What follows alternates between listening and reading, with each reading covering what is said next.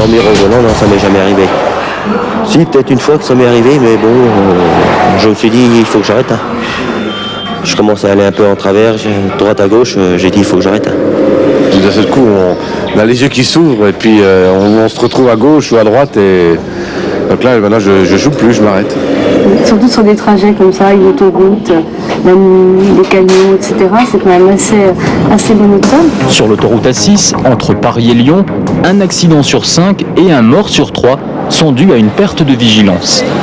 Les accidents liés à l'assoupissement se produisent surtout la nuit, entre 0h et 6h du matin, mais aussi en début d'après-midi, entre 13 et 16h. Une perte de vigilance, qu'est-ce que c'est ? Tout simplement ça. Cette image, après seulement 1h30 de conduite, c'est celle de l'un des conducteurs qui ont participé à une étude scientifique mise en place par les autoroutes Paris-Rhin-Rhône et le laboratoire d'anthropologie appliquée de la faculté de médecine de Paris. Le casque sur la tête du conducteur permet de mesurer l'activité électrique du cerveau, de faire un électroencéphalogramme. Associé à l'observation des mouvements oculaires, il permet de connaître l'état physiologique du conducteur pour détecter les périodes de baisse de vigilance et de micro-sommeil. Vous avez bien entendu, sommeil. Parce qu'après analyse des données recueillies, voici la représentation d'un trajet Paris-Lyon départ minuit. Chaque point représente une intrusion du sommeil, un micro-sommeil de 1 à 6 secondes. C'est-à-dire que ce conducteur, sur un trajet de 400 km, avec pourtant plusieurs pauses, a dormi en cumulé 6 minutes et 15 secondes. Et bien sûr, à 130 km/h. Vous avez déjà dormi au volant ? Ça m'est arrivé. Ça m'est arrivé. Et j'ai eu très peur. Je devais à tout prix arriver chez moi et puis bon, je me suis endormie. Ça a pris une fraction de seconde, on s'en rend pas compte. On s'en rend absolument pas compte. C'était la première fois que ça m'arrivait. Et petit à petit, j'ai ralenti jusqu'à ce que la roue a touché la barrière de sécurité. Et là, ça m'a réveillé. J'ai vu des étincelles. J'ai compris maintenant qu'il fallait que je m'arrête, que je dorme un petit peu, ne serait-ce que 10 minutes et tout rentre dans l'ordre.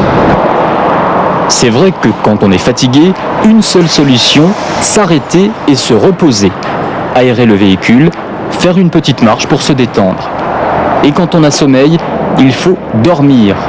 15 à 20 minutes. C'est la seule façon de récupérer. On ne peut pas lutter contre le sommeil. Et on surestime souvent sa capacité à lutter contre les baisses de vigilance. La fatigue et le besoin de dormir conduisent au micro-sommeil. La routine de conduite, la monotonie, amène à l'hypovigilance. Dans cet état-là, le conducteur peut omettre de répondre à des signaux d'alarme parce que le cerveau est moins actif. Exemple pendant l'étude. Nous sommes en début d'après-midi, la circulation est fluide. Regardez. Ce conducteur roule sur la bande d'arrêt d'urgence. L'électroencéphalogramme montre qu'il ne dort pas, il est hypovigilant. Il n'en a pas conscience et pourtant sa conduite est dangereuse. La baisse de vigilance est responsable de près d'un mort sur 3. Il faut apprendre à changer notre comportement. C'est par exemple se préparer physiquement au voyage, ne pas partir fatigué. Évitez à tout prix la privation de sommeil la veille du départ. Si vous devez rouler de nuit, faites une sieste préventive de au moins 1h30. Le voyage lui-même doit être préparé. Prévoir les lieux et les durées des haltes pour manger et boire. Prendre un café, un thé, à dose modérée, il contribue au maintien de la vigilance. Au cours du trajet, surtout en début d'après-midi et pendant la nuit, faites des pauses plus fréquentes. Ne dépassez pas 1h30 de conduite. Une sieste courte, une vingtaine de minutes, décale les apparitions de somnolence. Sans sieste, la baisse de vigilance peut réapparaître après seulement 8 à 10 minutes de conduite. L'étude scientifique menée par la Société des autoroutes Paris-Rhin-Rhône et la Faculté de médecine de Paris a permis de mettre en évidence des comportements à modifier dans notre façon de conduire. Pour rompre la monotonie du voyage, parlez avec les autres passagers, écoutez la radio, évitez d'avoir le regard figé sur l'axe du tracé. Soyez attentifs aux signes qui doivent vous alerter, difficulté à maintenir une vitesse constante, à rester sur votre trajectoire, picotement des yeux, engourdissement, tête lourde, période d'absence, sont autant de signes d'alerte à prendre en compte. Les accidents liés à l'assoupissement représentent la première cause de mortalité sur autoroute.